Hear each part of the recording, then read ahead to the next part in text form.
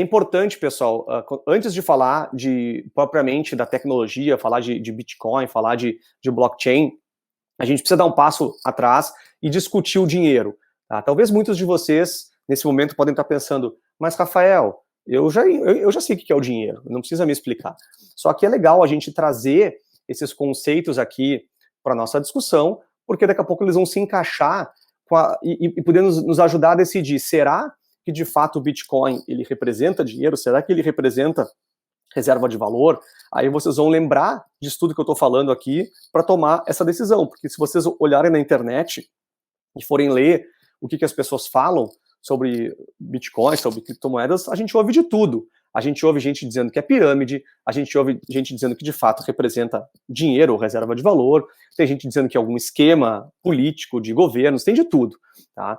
Mas vamos lá, vamos explorar um pouquinho esse conceito que é importante. A gente não pode negar que, de fato, a invenção do dinheiro foi muito engenhoso. Para nós é algo óbvio hoje, mas eu, por exemplo, estou gravando esse curso aqui para vocês, então eu estou prestando um serviço aqui de gravar esse curso e eu vou receber, eventualmente, um dinheiro, vou receber reais em troca desse serviço que eu estou prestando. Caso não houvesse o dinheiro, por exemplo, eu teria que negociar algo em troca que tivesse o valor que representa esse serviço que eu estou fazendo. E é claro que isso seria bastante difícil nos dias atuais. Como é que eu vou, se eu não tivesse o dinheiro, como é que eu vou conseguir trocar por outros objetos para cada processo de negócio que a gente faz? É muito complicado. Então, o dinheiro, na verdade, ele representa reserva de valor. Mas por que algumas coisas representam reserva de valor e outras não? Tá? Então, a gente entendendo por que algumas coisas representam reserva de valor e outras não representam reserva de valor, a gente vai conseguir definir, de fato, se as criptomoedas elas representam ou não dinheiro e se elas representam reserva de valor. Então, é claro que nós estamos discutindo aqui num curso de cripto, eu espero que vocês cheguem à mesma conclusão, não quero, vou dar um spoiler. É óbvio que se nós estamos discutindo criptomoedas e a gente vê que elas estão sendo negociadas no mundo inteiro, é claro que elas, de alguma forma, representam reserva de valor. Se elas representam o dinheiro que a gente pode, de fato, utilizar como meio de troca, aí pode ser uma outra discussão, porque realmente a instabilidade ainda das criptos talvez inviabilize eu utilizar cripto, né, para esse fim. Mas como reserva de valor, eu espero que vocês cheguem na mesma conclusão que eu, que sim, que as criptos elas podem representar, principalmente o Bitcoin e o Ethereum, mas vamos falar inicialmente de Bitcoin, pode representar reserva de valor. Mas aí uma pergunta que é importante a gente iniciar e refletir é por que nós aceitamos, por exemplo, reais quando a gente presta algum serviço ou quando a gente vende algum produto. Tá? E eu deixo para vocês pensarem, por que a gente aceita reais? E a minha resposta ela é bem simples. A resposta é fé. Simplesmente fé ou crença. Não fé ou crença religiosa, nada do gênero, mas a fé de que no futuro alguém vai aceitar esse mesmo ativo por uma futura transação. É simples assim. Então, eu entreguei R$100 na venda ali da esquina para comprar frutas e o vendedor aceitou aqueles reais porque ele sabe que amanhã ele pode usar esses mesmos reais para comprar um outro produto e serviço. É bem assim. Então, da mesma forma, a gente aceita, em alguns contextos, dólar, como uma moeda até mundialmente aceita, a gente aceita ouro num contexto talvez um pouco mais restrito, mas a gente aceita, mas a gente não aceita, por exemplo, a moeda da Venezuela, hoje em dia, e muito menos sacos de areia. Tá? Então, por que nós não aceitamos sacos de areia? É uma reflexão, e parece meio óbvio o porquê, mas na verdade tudo tem a ver com liquidez e com aceitação. Na verdade, até a aceitação até mais do que liquidez, porque a gente sabe que tem ativos mais líquidos ou menos líquidos, mas que eles ainda representam reserva de valor. Mas é muito mais uma questão de aceitação, certo? E aí, é importante que a gente entenda o que faz o dinheiro ser dinheiro. Tá? Eu trouxe aqui 6 propriedades muito importantes que a gente precisa refletir, e eu quero que depois vocês lembrem dessas propriedades quando a gente estudar o Bitcoin, estudar a blockchain, e vocês vão olhar, eu acho que ela tem essa propriedade, acho que ela tem essa, e vocês vão concluir se de fato o Bitcoin, as criptos, elas representam reserva de valor, elas representam dinheiro. Então vamos a elas. Primeira propriedade importante do dinheiro é um ativo ao portador. Não primeira, tá, pessoal? Isso aqui não está em nenhuma ordem de importância, tá? Só está numa ordem no slide mesmo. Mas o ativo ao portador, ou seja, a posse do dinheiro implica em propriedade. Então, se eu tenho 100 reais no meu bolso, esses 100 reais são meus. Então, vamos chegar nisso mais para frente. Se eu tenho o acesso ao Bitcoin, a um número X de Bitcoins, esses Bitcoins serão meus, são meus. Né? Isso vale para qualquer, se eu tenho uma barra de ouro comigo, essa barra de ouro ela é minha. Né? Então, obviamente, salvo questões óbvias que eu nem preciso entrar aqui na discussão, se foi roubado, furtado, coisas do gênero, mas se ele está em minha posse, aquele ativo ele é meu.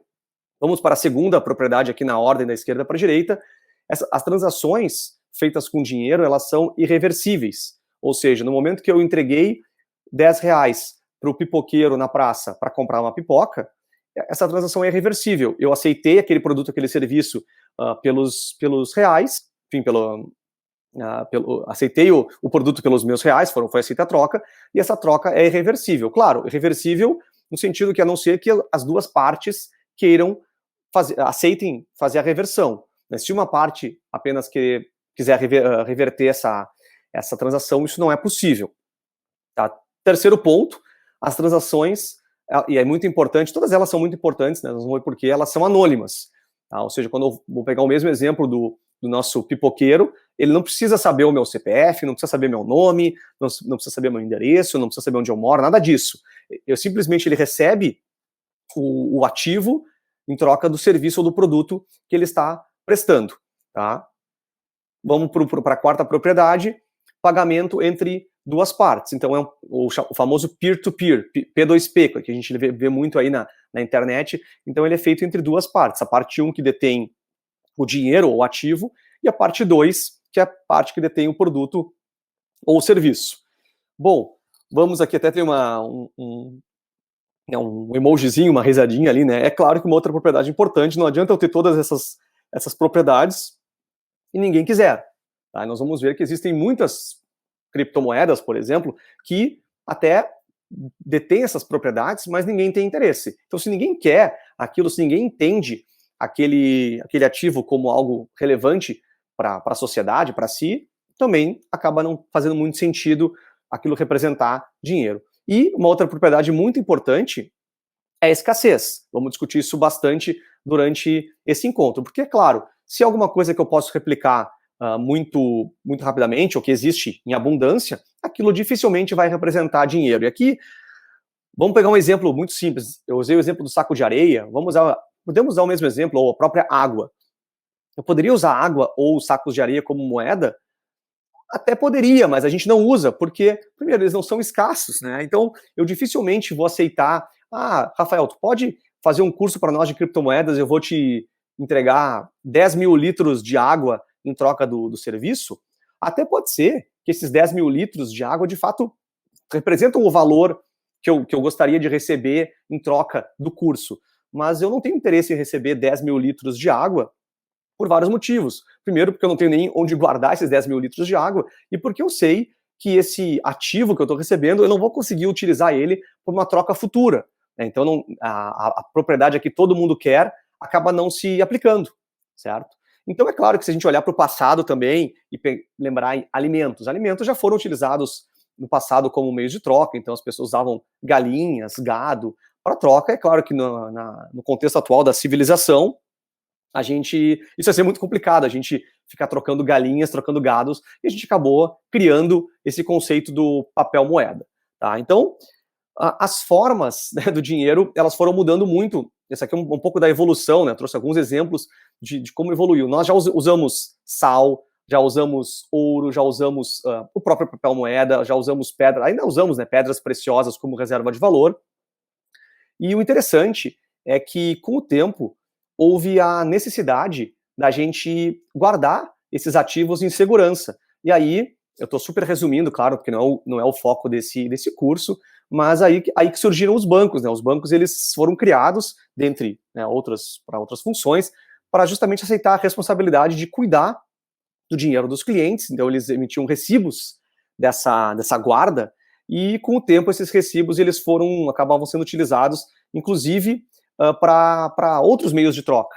E aí até o nome papel moeda vem muito disso, né, desses recibos utilizados pelos bancos que eles davam para os seus clientes, essas cédulas bancárias, e aí que surgiu todas as instituições bancárias como a gente conhece hoje, de novo, super resumindo, mas para a gente conseguir chegar onde a gente quer,